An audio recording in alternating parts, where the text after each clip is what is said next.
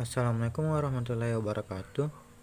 Kami dari kelompok 4 yang terdiri dari Nurul Amini, Muhammad Rizky Ananta Iskandar, Umul Malinul Amri, Afra Purotu Aini, dan Wirdayanti Sulni akan menjelaskan tentang teori deskriptif dan teori preskriptif.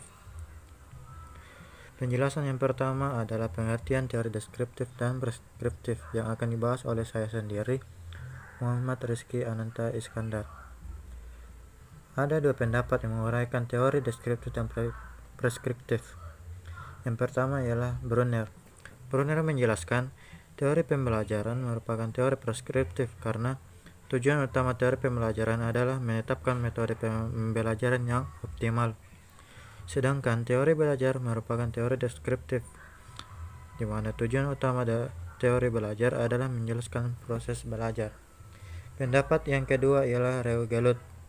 Reugelut menjelaskan bahwa teori preskriptif yang dimaksudkan untuk mencapai tujuan atau goal oriented, sedangkan teori deskriptif yang dimaksudkan untuk memberikan hasil atau goal free. Oleh karena itu, sebabnya variabel yang diamati dalam mengembangkan teori belajar yang perspektif adalah metode yang optimal untuk mencapai tujuan. Sedangkan dalam pengembangan teori pembelajaran deskriptif, variabel yang diamati adalah hasil belajar sebagai akibat dari interaksi antar metode dan kondisi. Dari kedua pendapat ini, dapat kita simpulkan bahwa teori belajar adalah deskriptif karena tujuan utamanya menjelaskan proses belajar, sedangkan teori pembelajaran adalah preskriptif karena tujuan utamanya menetapkan metode pembelajaran yang optimal. Untuk pembahasan selanjutnya akan dibahas oleh teman kelompok saya. Terima kasih. Selanjutnya, perbedaan dari teori deskriptif dan preskriptif. Yang pertama yaitu variabel yang diamati dalam pengembangan teori belajar yang preskriptif adalah metode yang optimal untuk mencapai tujuan. Sedangkan dalam pengembangan teori pembelajaran deskriptif, variabel yang diamati adalah hasil belajar sebagai akibat dari interaksi antara metode dan kondisi. Perbedaan dari teori deskriptif dan preskriptif berdasarkan proposisinya.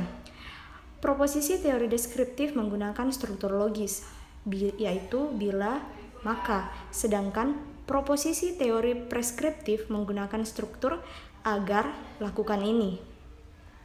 Sebagai perbandingan di antara keduanya, perhatikan contoh berikut. Untuk teori deskriptif, yaitu bila isi atau materi pembelajaran diorganisasi dengan menggunakan metode elaborasi, maka perolehan belajar atau retensi atau hasil akan meningkat. Untuk contoh dari teori preskriptif yaitu agar perolehan belajar dan retensi atau hasil meningkat, organisasilah isi atau materi pembelajaran dengan menggunakan model elaborasi. Sehingga dapat disimpulkan yaitu perbedaan di antara kedua teori tersebut. Yang pertama yaitu teori deskriptif, yaitu teori yang mengkolaborasikan antara kondisi dan metode untuk menghasilkan hasil. Sedangkan teori preskriptif yaitu teori yang mengkolaborasikan antara hasil dan kondisi untuk menghasilkan metode. Bismillah, baiklah saya Wirdayanti Sulni akan membahas mengenai kelebihan dan kekurangan teori deskriptif. Nah, sebelumnya telah dijelaskan oleh teman saya pengertian teori deskriptif, di mana teori ini merupakan hasil belajar sebagai akibat dari interaksi antara metode dan kondisi, sehingga teori deskriptif ini mempunyai kelebihan dan kekurangan, di mana kelebihannya yaitu yang pertama, proses belajar lebih terkonsep sehingga siswa lebih memahami materi yang akan disampaikan. Yang kedua, mendorong siswa untuk mencari sumber-sumber pengetahuan dalam mengerjakan tugas. Yang ketiga, siswa dapat mengetahui cara belajarnya sendiri untuk memahami suatu materi. Kemudian kekurangannya yaitu yang pertama, kurang memperhatikan sisi psikologis siswa dalam mendalami suatu materi. Yang kedua, tidak dapat diketahui apakah cara belajar siswa tersebut sudah optimal. Nah, sekian dari kelebihan dan kekurangan teori deskriptif. Assalamualaikum warahmatullahi wabarakatuh. Materi selanjutnya adalah kelebihan dan kekurangan teori preskriptif. Teori preskriptif atau teori pembelajaran yang dimaksudkan di sini adalah mencapai tujuan. Nah, mengapa dikatakan teori preskriptif? Karena tujuan utama dari teori pembelajaran ini adalah menetapkan metode pembelajaran yang optimal. Adapun kelebihan dari teori preskriptif ini yang pertama adalah lebih sistematis sehingga memiliki arah dan tujuan yang jelas. Kedua, banyak memberikan motivasi agar terjadi proses belajar mengoptimalisasikan kerja otak dan pemahaman pelajar secara maksimal. Dari pengertian yang saya paparkan tadi, dapat ditarik kelebihan-kelebihan yang didapatkan dari teori preskriptif ini.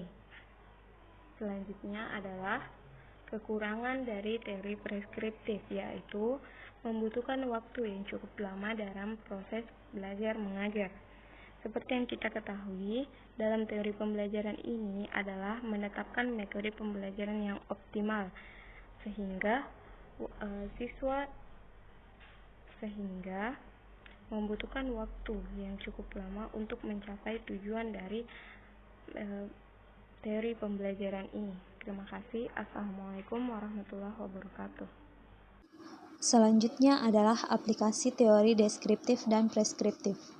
Brunner mengemukakan bahwa teori belajar adalah deskriptif karena tujuan utamanya menjelaskan proses belajar, dan teori belajar menaruh perhatian pada hubungan di antara variabel-variabel yang menentukan hasil belajar. Sedangkan teori pembelajaran adalah preskriptif karena tujuan utamanya menetapkan metode pembelajaran yang optimal, dan teori pembelajaran menaruh perhatian bagaimana seseorang mempengaruhi orang lain agar terjadi proses belajar. Untuk contoh teori deskriptif itu, seorang anak belajar dengan tujuan untuk mendapatkan nilai bagus di ulangan keduanya, setelah anak tersebut gagal di ulangan pertamanya. Dalam hal ini, teori deskriptif berperan dalam menjelaskan hal-hal apa saja yang harus dilakukan agar nilai anak tersebut di ulangan kedua bisa bagus. Di antaranya, dia harus belajar lebih giat, lebih memahami materi, menanyakan jika materi belum jelas, tidak mengulangi kesalahan di ulangan keduanya seperti yang dilakukan pada ulangan pertamanya, dan memiliki seseorang yang bisa membantu dalam belajar.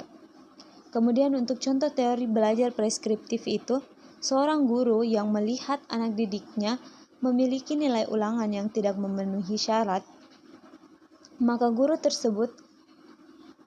tersebut berusaha untuk mencari solusi yang tepat untuk siswanya agar mendapat nilai yang bagus, yaitu guru dengan senang hati memberikan motivasi kepada siswanya, mengajak siswanya agar belajar kelompok, memberikan solusi yang menumbuhkan semangat, kepercayaan diri dan pantang menyerah, dan selalu bersikap baik dengan siswanya. Sekian materi dari kelompok kami.